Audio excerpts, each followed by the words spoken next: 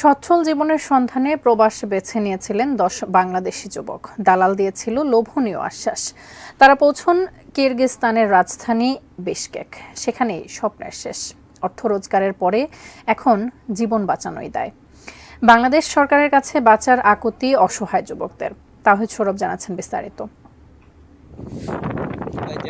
অন্য অনেকের মতোই যশোর, খুলনা, কিশোরগঞ্জ, পিরোজপুর, চাঁদপুর আর ময়মনসিংহের এই যুবকদের চোখে ছিল আশা, স্বপ্ন। প্রবাসে শ্রম দিয়ে টাকা উপার্জন করে ভালো থাকবে নিজেরা, ভালো থাকবে পরিবার। খোঁজ পান বিদেশে লোক পাঠায় এমন একজনের। কথা ছিল মালয়েশিয়ায় ভালো কোনো কাজ দিবেন সেই দালাল। ভাগ্যের নির্মম পরিহাস, সপ্তাহ, মাস, বছর শেষ হলেও বিদেশ যাওয়া হচ্ছিল না তাদের। পরে 2 বছর শেষ হলে দালাল তড়িঘড়ি করে খবর দেয়, তবে মালয়েশিয়া নয়, যেতে হবে কিরগিজস্তান।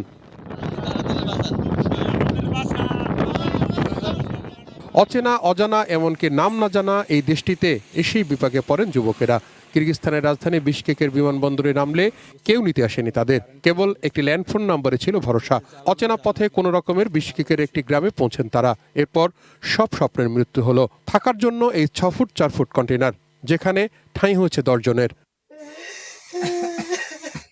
ভৌগোলিক অবস্থানের কারণে কিরগিজস্তানের সময়ের সঙ্গে বাংলাদেশের সময় মিল রয়েছে। তবে এখানে রাত মোটে 5 ঘন্টা। বাংলাদেশের এই যুবকদের সেই 5 ঘন্টাও ঘুম জোটে না। সকাল সন্ধ্যা কাজ করতে হয় স্ট্রবেরি ফলের বাগানে। তারপরে খাবার যা জোটে তাকে খাবার বলা যায় কিনা সেই প্রশ্ন যুবকদের। দেখছেন ভাই অবস্থাটা আমার খালি কয় ধৈর্য ধরো, ধৈর্য ধরতে রুটি আর কত খামু ভাই। প্রতারণার শিকার যুবকরা জানিয়েছেন দালাল তাদের জীবন শেষ করে দিয়েছে।